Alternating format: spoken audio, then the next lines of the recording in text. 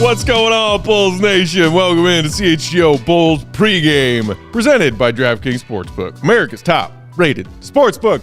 Download their app. Be sure to use that promo code CHGO when you sign up. I am Matt Peck. You can follow me on Twitter at Bulls_Peck. My friend waving at you is Big Dave. He is BAWL Sports on the Twitter machine. Our pal producer, Joey Spathis, at Joey Spathis. Hold him. Where are we, Joe? How close are we? Pretty damn close. Still in the three digits? 979. 979? Oh, okay. Maybe Dave and I should each just make 15 burners to get you there. My roommate's brother followed me today. You know, everyone counts. Everyone the counts. 1,000th follower might get something special. Even if you're a Russian bot, every follower counts. So that means I should I told you that unfollow I told you that in confidence, man. I should unfollow you and then follow you at the 1,000? No.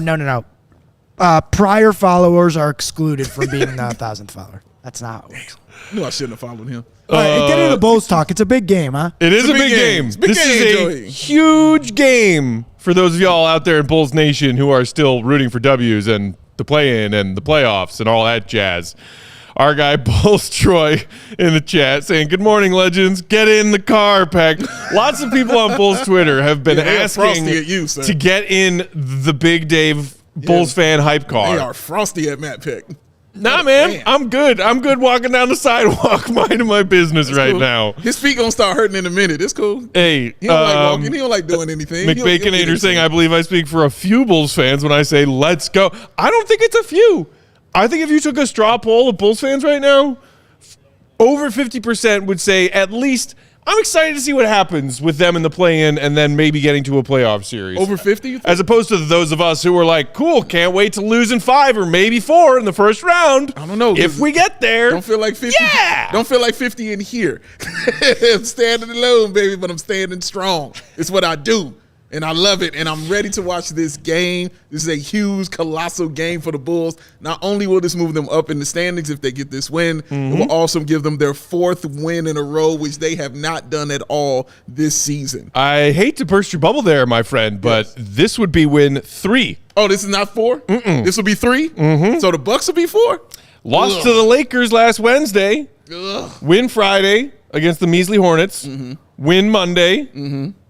Or no, sorry, Sunday. Sunday. And this will be the 3. comeback against He's the right. Grizz. This is 3. He's right. This will be 3. We don't do 4-game winning streaks here in Bulls Nation. That's not a thing. Well, we do 3, so how about we do that tonight then and get our 3rd win in a row? You got to get to 3 before you get to 4. It's the rules of life, man. You can't skip steps. You got to take them.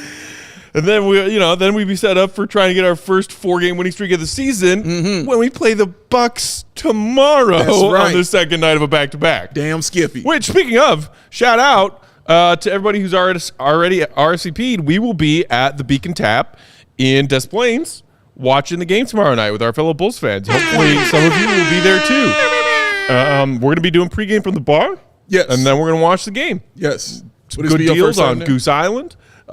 It will be my first time at Beacon Tap. I don't really hang out in Des Plaines all that often. Oh, okay. Yeah, I think it'll be my first time there as well. But our buddy Ryan from CHGO Cubs, shout out, we got our Cubs guys hanging out here watching Cubs action right now, said he lives like 5 minutes away from there and that it's an awesome spot. So I'm excited to go check it out. But yeah, we just had that conversation. Ryan's getting a house visit. Yeah, it's going to be a trek for me to get out there, and I was just trying to figure out the time. Yeah. It's going to be a trek. It's a trek for me, and I live on the north side. Right, exactly. You live on the south side. I'm way that way. Yikes. So it's going to be a trek, but like I told him, I'll have a lot of gas and a lot of music, so I'll get there.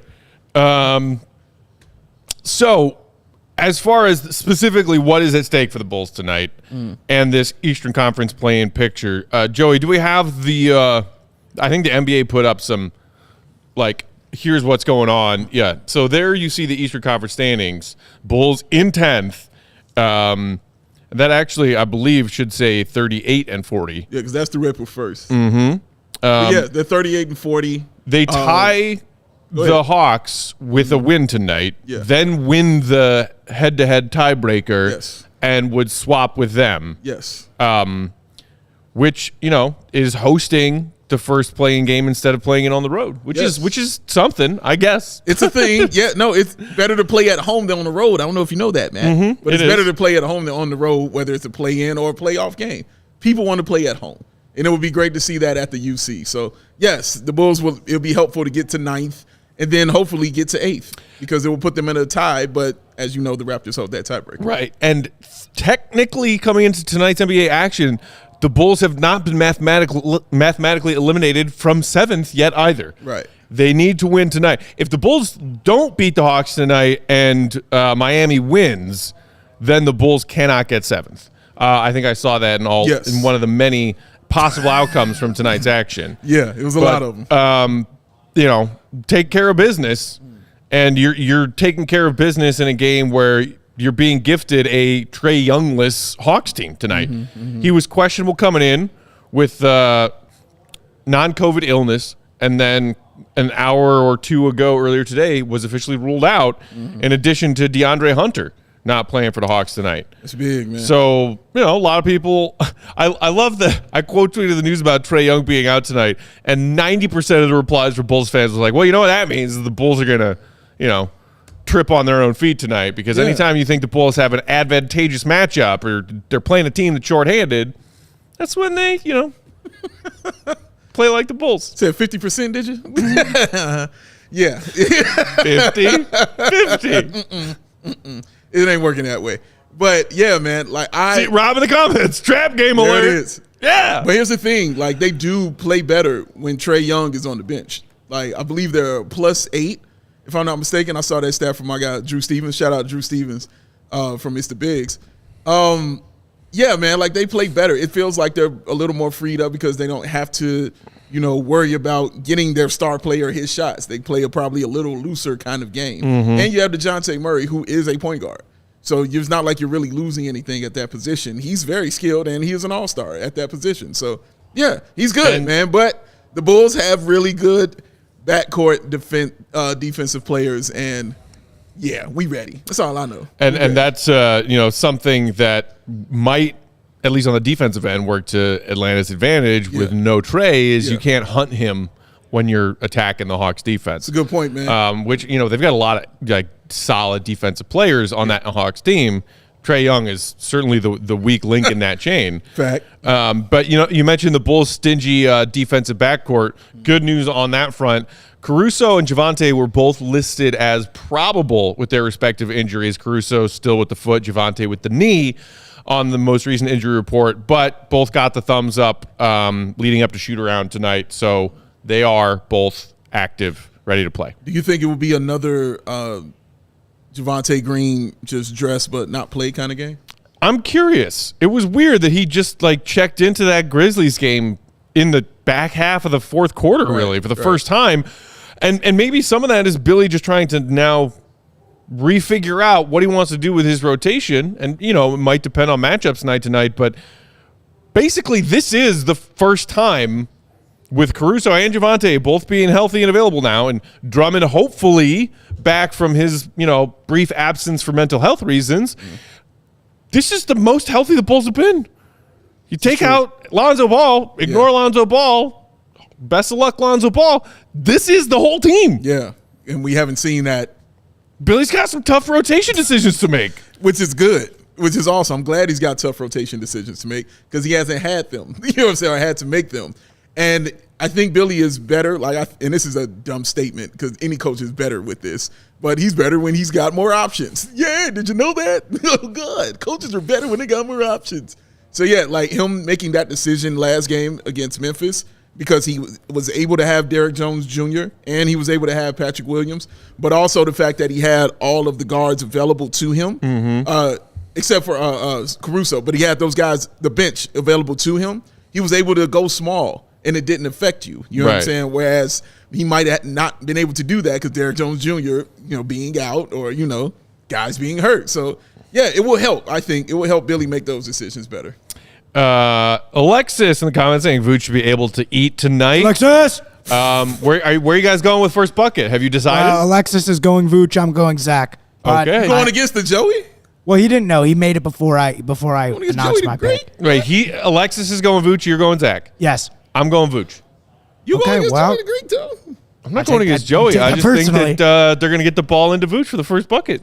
Right, well, I mean, that's but I do kind of want to see Joey do a yelling victory lap around the studio if it is Zach. It is such a big game. It is such a big game that I know that Big Dave believes I only get excited when I bet. So I was going to bet just on the Bulls money line. That's a fact. So I could watch, just be fully invested, meathead hours. Yes. And if I was the host of the show, I would segue it into talking about DraftKings and all the wonderful gambling possibilities that they have. But I'm not. But you're not. So I'm not going to do that. Because you got Segway King right here, sir. I was just let me do my job, Joe. You said that as if I wasn't about to do the same thing. I know you were. You brought that on yourself, great Joey. minds think alike, huh? Yeah. Bet on yourself right there. Meanwhile, Alexa's saying, I did also put some money on Zach first bucket, too. Hey, I mean, Covering all bases. why pick one when you can pick them all? So that means Patrick Williams will score. I guess that's what that means. I guess that's what that means. Patrick Williams will get the buckets. We appear to have lost our camera feed. Whoa. And there What'd we go. you do, Hey, Joe? guys, we back. Speaking of betting on first bucket scorer, And we're back. There we go. There we Sorry are. about that, everybody. if you haven't yet, tonight's a great time to sign up for that DraftKings Sportsbook account. Do so with promo code CHGO, and you can take advantage of that incredible offer to put $5 down on anything in tonight's Bulls-Hawks game, any action, overs, unders, players, totals, and get $200 in bonus bets instantly just for making that initial $5 bet. Plus, of course, the no sweat same game parlays at DraftKings Sportsbook. Pick a few things that you think are going to happen tonight. Maybe it's Vooch points. Maybe it's Vooch boards. Zach threes. Maybe it's a number of Javantes we'll see on the court tonight. 5, 10, 15. Take your pick. Under 5? Mm-hmm. Would you ever go At under 5? least 5.5. 5.5? Yeah. Okay, that's fair. Always go with 5.5. Always start at 5. Okay, all right. Put them all together in one boosted odds same game parlay. If not everything hits, the parlay misses, no sweat, because you'll get a bonus bet back, and you can try again on the next game. Don't forget that promo code CHGO when you sign up. And we will be here for post-game to reveal who tonight's DraftKings King of the Game is. Woo! Can't wait to see it. I'm very excited. Starting to get it. The juices are starting to flow a little bit. Was that okay, Joe? I thought it was great. Oh, my God. Oh, I adore you, Joseph. Joe, who is this Paul person saying you need to notice them? I don't know, but I know Paul because he's been in our comments. Paul Mata, that's a regular. Yeah, in our of course chat. I know Paul as well as I know any of the other commenters, but I didn't see his earlier comment. So Okay. Notice me, Joey. I've noticed Paul- you, Paul. I responded. That's actually what I was doing when I accidentally clicked the wrong button. The camera went off for a second, so not to blame you, Paul, but run you under the bus a little bit. It's not your fault, Paul. We also got Parr Jr., one of our regulars, chiming in with yet another Joey nickname. Okay. Joey Takeover. Joey, take over. If I were hosting this show. Why is it always our show when he's doing this stuff, man? I don't know. You dude. guys have really let me run with it. The other shows are just shut the hell Hey, up. we let you do you, Joe. You know what I mean? Are you saying that the other shows don't let you have as much fun? Stuckmeyer would come here and pull my mic out of the thing. Hey, Fucking done. careful. Grandpa Stucky's Grandpa within Stucky earshot don't play, over in the dog. kitchen right now. Yeah, bro. Stucky don't play. Stucky ain't playing them games. Hi, Stucky. We love Stucky, don't we? Sorry, I actually talked too much on the Cubs post game last night, and people were pissed. Uh-oh. Yeah, I forgot. They got pissed at Joe. I do not have as I do not have as much cachet in the Cubs chat as I do in the Bulls chat. So Yeah. forgot about that one. See, we just let the people have fun. Let the people in the comments get enough taste of Joey on every show. Yeah, man. Because we got to give the Joeys what they Give him a want. side of Joey. He's like fries. Right. You know what I'm saying? You got to give him a side of Joey, man. And, gotta have- in some meals, the fries are better than the burgers. Sometimes, man. Especially if it's a salmon burger. Particularly not this meal, but but sometimes it can happen. Yeah, salmon burger. I had one before I left the house. I got another one at home waiting on me. Can't wait. Salmon burgers are Can't amazing. wait. Yes.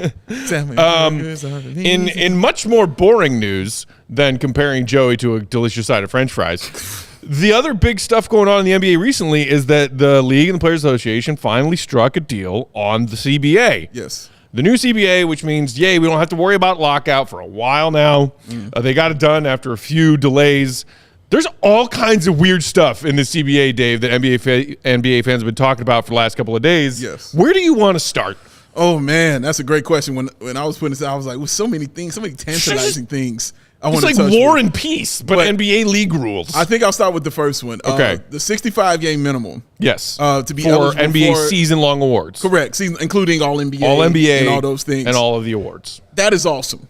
I think You that's like a it. great decision. I really do like this, man. You've got to play, all right? I'm tired of hearing stories about guys who put up these numbers and did all this. And I'm like, but dude, they played 40 games. Right. Yeah, but he still put up the numbers. You know No, who doesn't man. like this rule? Who's this? Kawhi Leonard, never winning a regular season award ever again. He doesn't. I don't think he Zion, never winning All NBA ever again. Sorry, bro. They were But I'm with rewarding you. health. Yeah, go ahead. I like. Did you see? Did DeMar say 80 or 82 when he was talking about season-long awards the other day? In particular, MVP. Yeah, I it was remember like saying I that. think you Yeah. should play minimum 80 Yeah. to win that award. Yeah. And I was like, talk your shit, DeMar. That's right. You know, some people will be like, oh, you know, you old fogies who complain about load management and game management and all that stuff and whatever, man. I grew up watching Michael Jordan play 82 of 82 season after season what I after know. season. That's what I know, man. It's The what I best know. players in the league should have that standard to win these awards. Like I don't feel like it should be something that you get punished for, you know, as far as playing all those games. And then you're like, but dude, I put up these stats right here. This other guy has better stats, but he played 10 less games than I did. You know what I mean? Like, how is this better? Like, no, I think honestly, you'll see more guys getting recognized now. You know what I'm saying, for this. And that's why I like it so much, especially Defensive Player of the Year awards. You'll see it happening more, you know? So I really like this, man. I think more guys are going to get more recognition for this. The MVP race will now be a straight up and down race. Now you have criteria. You got to play 65 games. Now go ball out. So I know that some people aren't a fan of this. Sure. Like our guy Mark K. I saw him firing off some tweets after he had a chance to look over the CBA stuff. He hates the 65 game minimum because he's like, so what are you saying? A player who plays 64 games? Like, you know, it just seems so random and like, so that player can't win an award, and a player who plays 65 or 66, but maybe doesn't have as good of a case as the player who played 64 wins that award instead. I mean, you got to draw the line somewhere. Somewhere, man. I think 65 is fair. I thought it was super fair. Honestly, I thought it was really super fair, man. Like, it wouldn't. What are you saying? 55? You know what I mean? Like, is that better? No, that's not. You know, 65 because you're trying to separate people. Yeah, that's the reason for these awards. Just separating the cream of the crop here, man. Separating the good that from the means great. you can still qualify for these awards missing 17 games of an 82 game season for, you know, either managing nagging injuries and or rest. But it's like, and you know what also this was for is for guys who are just taking those days off because they don't want to play. You know what I'm saying? That's what also this is for in the NBA. You know, they hate that so much when they got these marquee games set up and guys like, I don't want to play right now. Well, fine then. You know what I'm saying? Go ahead and sit down. Guess what you're not about to be involved in? Right. Getting that trophy and getting that extra money. I like it. I think it's fair. You know what else I like? Getting rid of any and all penalties for NBA players for anything weed related. It's about damn time. About damn time, man. And also letting them invest without infringement. Yes. In cannabis companies. Yes. Cannabis products. Yes. All of these different endorsement deals and things that these NBA players, professional athletes in America have. Good. How about letting them invest in NBA and WNBA teams? That is interesting. I'm not necessarily against it. I'm just a little bit confused as far as what happens when a player invests in a team and then gets traded, asks for a trade, or leaves in free agency of their own volition. Like, what? You saying, do they lose that investment? Right. What happens then? That's a good I haven't question. read the fine print, but that seems like a point of possible conflict there. No, that's a good point. I think that's probably answered when we bring in Will or somebody much smarter, you know what I'm saying, than us to break all this down for us. They'll tell us. But just looking at it, I think the NBA will still allow you to have that investment or maybe roll that investment over, you know what I'm saying, into another team if it's available. You know what I'm saying? Allow them to do that. Right. Also, I want to know, like, do you have to be in the league a certain amount of years? You have to make a certain amount of money. You know what I mean? Like, how much of an investment is the minimum? You know what I mean? Like, those are the things I want to know about it too, man. So, yeah, like I said, I'll ask people much smarter than me and get to the bottom of all this. Our guy Colin in the comments pointing out something else that I love. All NBA, 5, and then second, and then third, positionless. Yeah. Which is great. You know what? The old fogey in me doesn't like it, but I do in general like this because it's what the NBA is now. Right. You know what I'm saying? Like, you can't make the NBA what it was.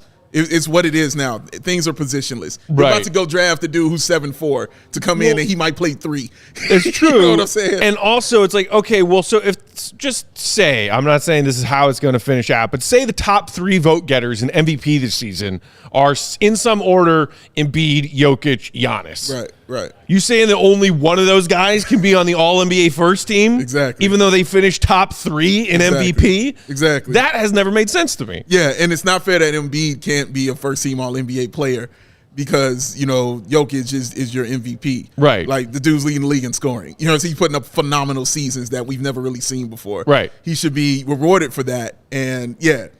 So, I'm cool with it. Get rid of it. It's what the NBA is now, guys. We just got to deal with that, man. So, I'm cool with it. Last thing about the CBA, and we can come back to this conversation you know, shows in the future because there's so much to dive into. So much to get in. The other thing to me that I was struck by is how much it seems to be targeting and penalizing big market teams that spend big with the addition of this new second apron of the luxury tax. Mm-hmm.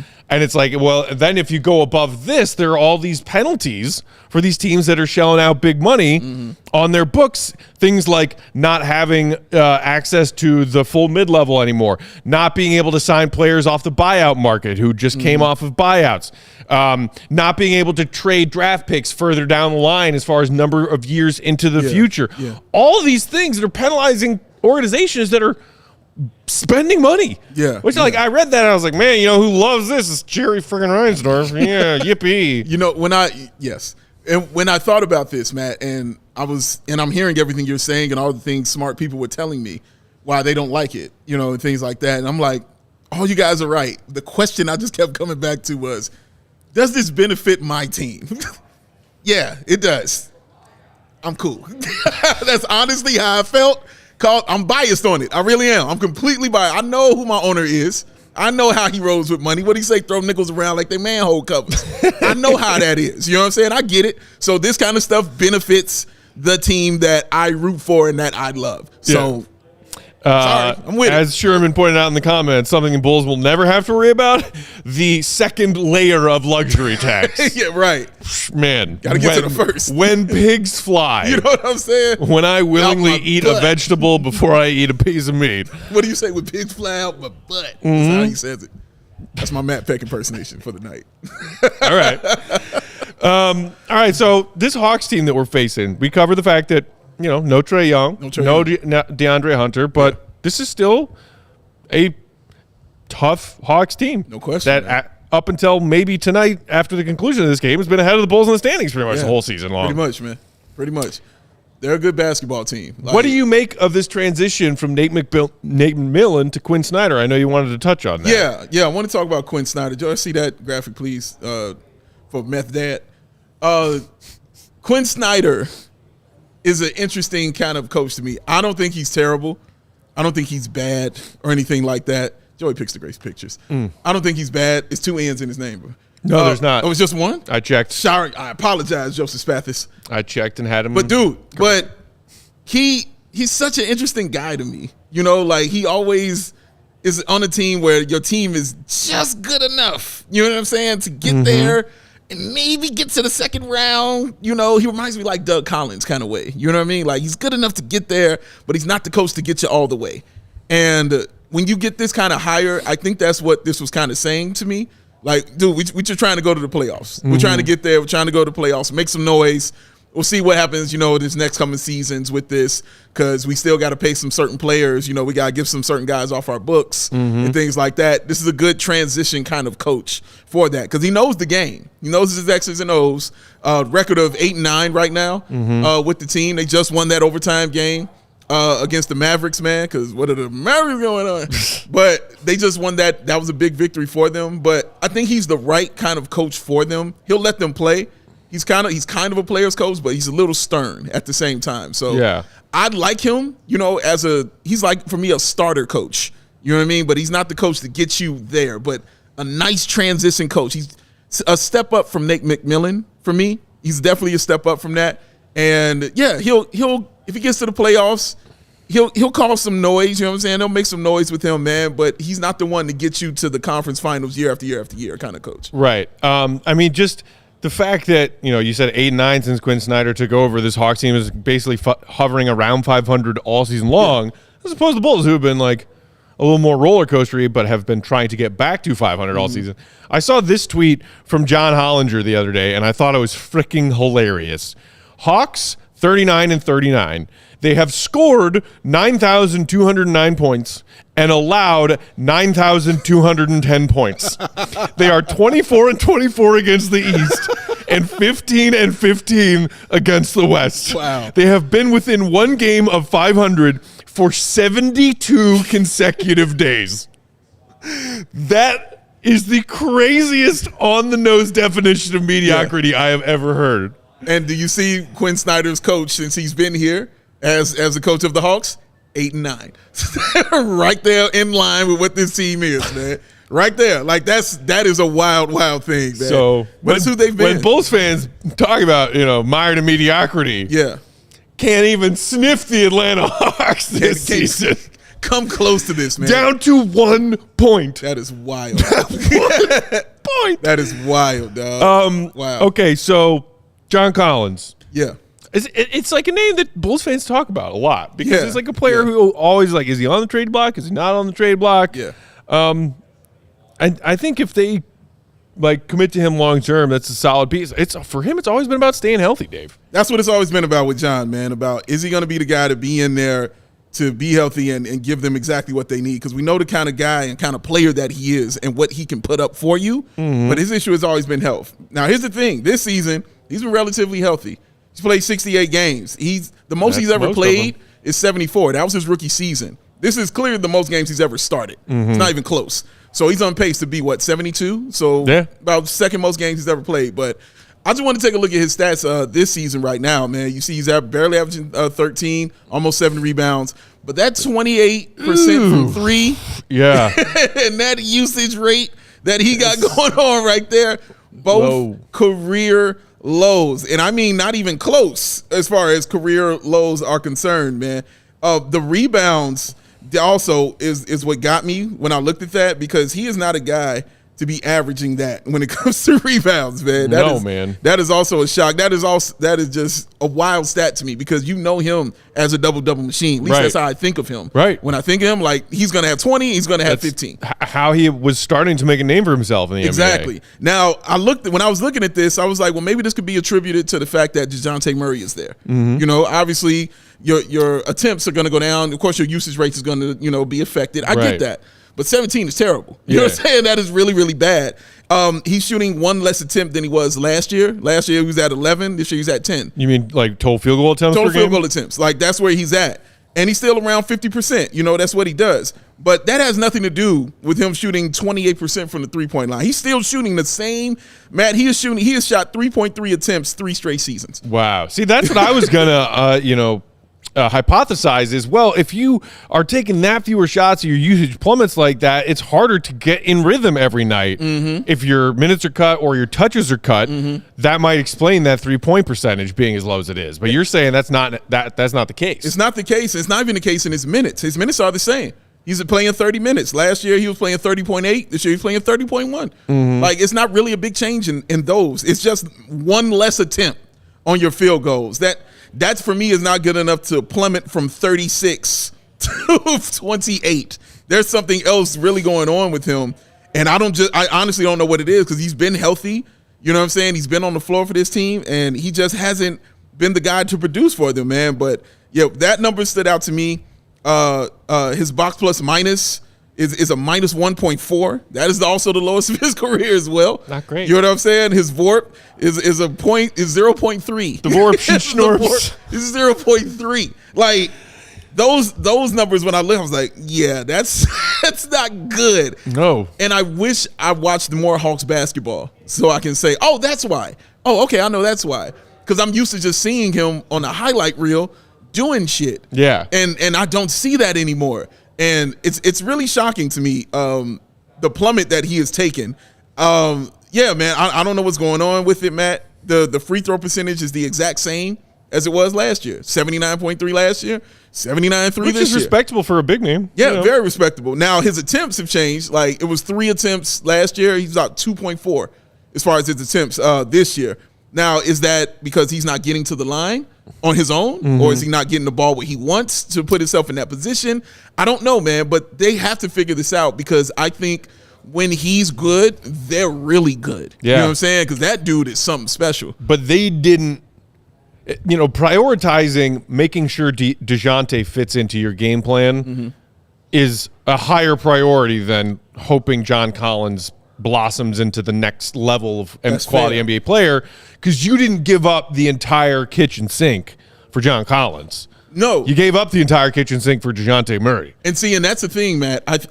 I think they thought he was ready. Yeah. Because when you make that kind of move, you're like, okay, boom, boom, you, and you. This is our trio right here. We're good. We're not worried about developing you anymore. We're just worried about you doing your thing. And he's just simply not doing his thing with this, man. It's just something's not clicking and something's not meshing, and I hope it does not click tonight. Well, we are just a couple minutes past 7 o'clock Chicago time. You know what that means. Tip-off right around the corner. You said you haven't watched a lot of Hawks this season. Well, we're about to watch at least 48 minutes of it. Let's be honest. It's going to be 58 minutes. It's going to be close. Yes, it's going to be close. I will be shocked if this game doesn't go to overtime. Seriously. Because it's Bulls-Hawks. Let's play this defense, Bulls. Shout out real quick to Ostis Jr., who popped back into the comments. Happy to catch a show. Hopefully my comeback doesn't curse the race for the play-in like how Vince McMahon cursed WWE. Had to get that one out for you there, Dave. I watched WrestleMania on Sunday. Congratulations. Didn't understand a lick of it, but I was watching it. I like how he didn't understand any of it, but he knew he hated it. Oh, my God. That's the great part. The Miz sucks. It's funny that I have to explain to Matt. Take an acting class, The Miz. Literally, his character is that he's a bad actor. And Matt is telling me, like, this dude sucks at acting. And I'm like, drove me crazy. Yeah, that's his point, man. His villain role did not drive me crazy. His lack of acting talent drove me crazy. He is literally calling himself the A-lister. Like I'm a Hollywood star. I'm an actor. He knows he's supposed to be a bad actor. His star is in the Marine 2, 3, 4, and 5. And he acts like those are the real movies that everybody goes see. You've never seen a Marine a day in your life. I hate him. It's terrible. So he's doing his job. You think he's a bad actor and you hate him. That is literally he's doing his job. Well, good for freaking All right, Bulls-Hawks tip-off. Let's go. We will be right back here for CHGO Bulls postgame. Let's get a dub. Let's get a dub. Say it. Get your last second bets in at DraftKings Sportsbook. Promo code CHGO. See Red, be good. Peace out. Let's get a dub.